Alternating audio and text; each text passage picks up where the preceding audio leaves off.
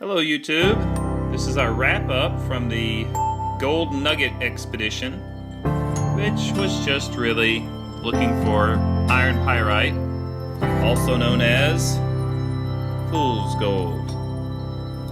These are the rough rocks that we have that we did not clean the rock off of yet. Those are the ones that found. We're gonna weigh them up just as if they were real gold nuggets and see what we come up with. Alright, this is the star of the show right here. Look at how it glitters. And you know that iron pyrite must have been some trouble to some early ignorant miners. People moving into a new area or hoping for free riches, easy riches.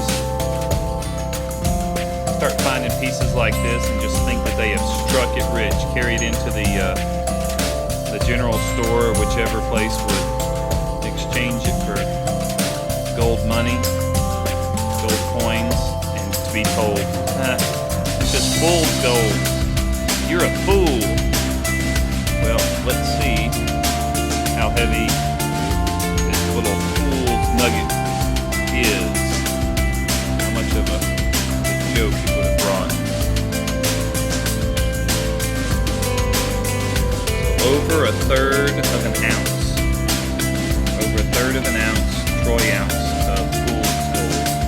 That right there in today's market, if it was real gold, would be worth over $400. Pretty cool. Two insulators that they found. You want to tell us anything about yours?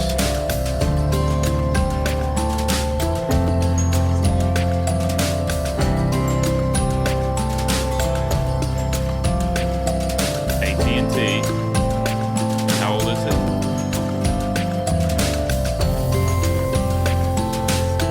1921. What is yours?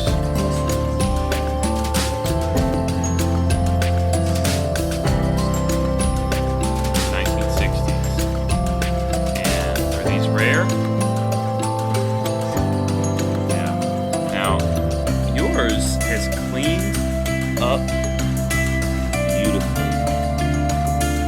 Rock it back to your side a little bit. Just like that. Instead of covering it up with all your fingers. There you go.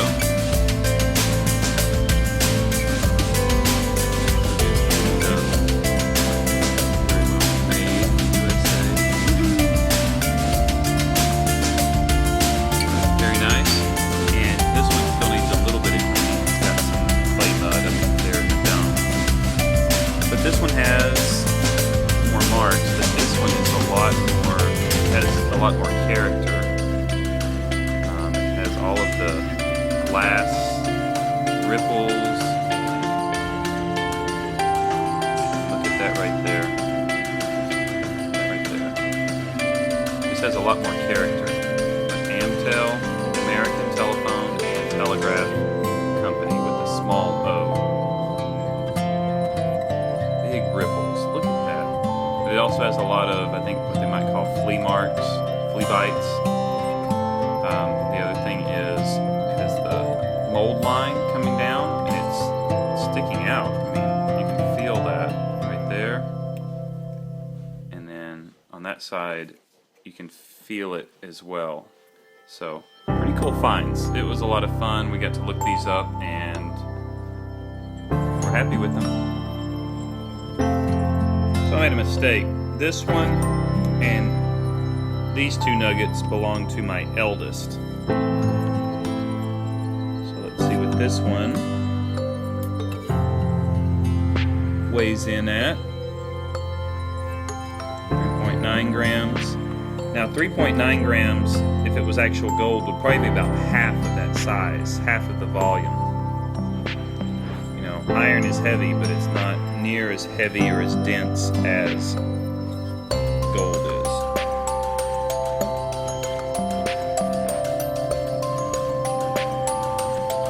So this is the collection of my second oldest.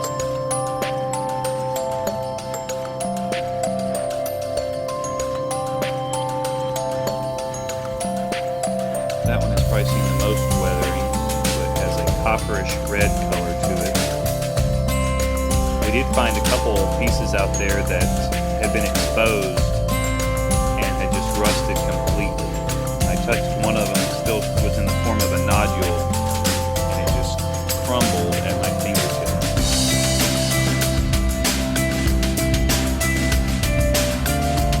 Little pieces.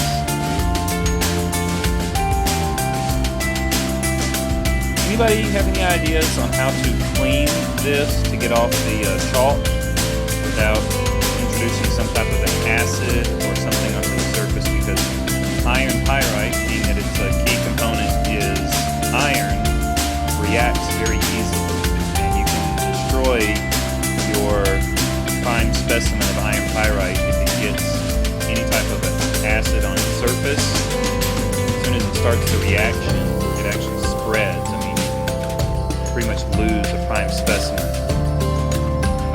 once the reaction gets started. Anybody have any expertise in that? I would appreciate the feedback so we could clean up, make these look as nice as possible, and then preserve them once we have cleaned them up. We get a measurement on one or two of these really tiny pieces. Like I say, these small nuggets, if they were like this one here, if that was gold, it would weigh, I would guess, at least 1 gram, if not 2 or 3 grams. But here on the scale, 0.3 grams. At least 1 gram, I would say, if it was a gold nugget. Let's try it again. 0.3, 0.4 grams. That little one. Comparison. Let's see if I can weigh my wedding ring, which is only 14 karat gold, but then we can use that as a size comparison. Let's see how it compares with the nuggets. That is a 14 karat gold ring. It weighs in at 7.8 grams. Side by side with those, I would say might be the metal the same as those two pieces, maybe 7.1.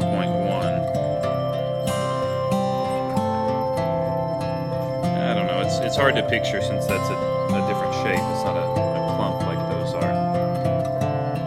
Anyway, I'll clean these up if you want to stick around.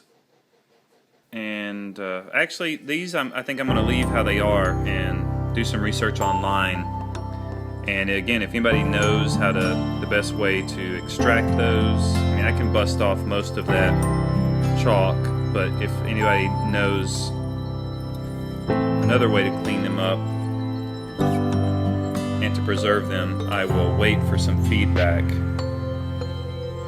Lastly, I have a couple of fossils. This, I believe, is the little bottom shell of an oyster.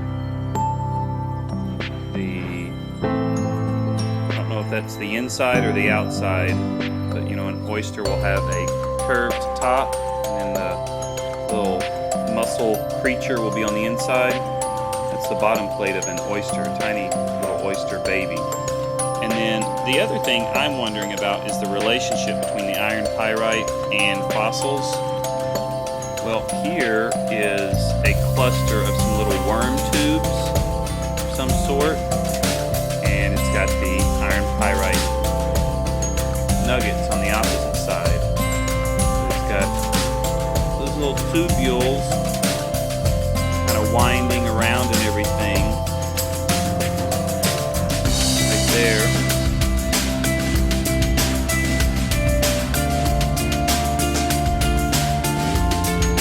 Here's one other example. We have the different tiny nuggets and crystals of iron pyrite right there. And on the opposite side is the shell. So it makes you wonder, as this chalk material was settling out in the ocean and forming the chalk layer, if at some point at the heart of every little pyrite nodule, was there a little fossil, a little sea creature, something that had at least a few of the key components for forming the nodule or the nugget, and then as pressure, layer upon layer settled out on top of it, if the pressure and additional minerals that came out, formed the right ingredients to create these iron pyrite nuggets. But again, in this stone like this chalk, I don't know if it's limestone, I think it's chalk, if at the heart of every little nugget, if there was a living creature at some point. So, not sure if there's been anything written about that. Again, that's another thing that if somebody has any knowledge of, I would appreciate the answer, their expertise, so they can point me in the right direction. Thanks again, guys. Thumbs up if you like this sort of thing. Be sure and watch all of our videos, give us feedback, subscribe to our channel. Catch you again next time. Bye-bye.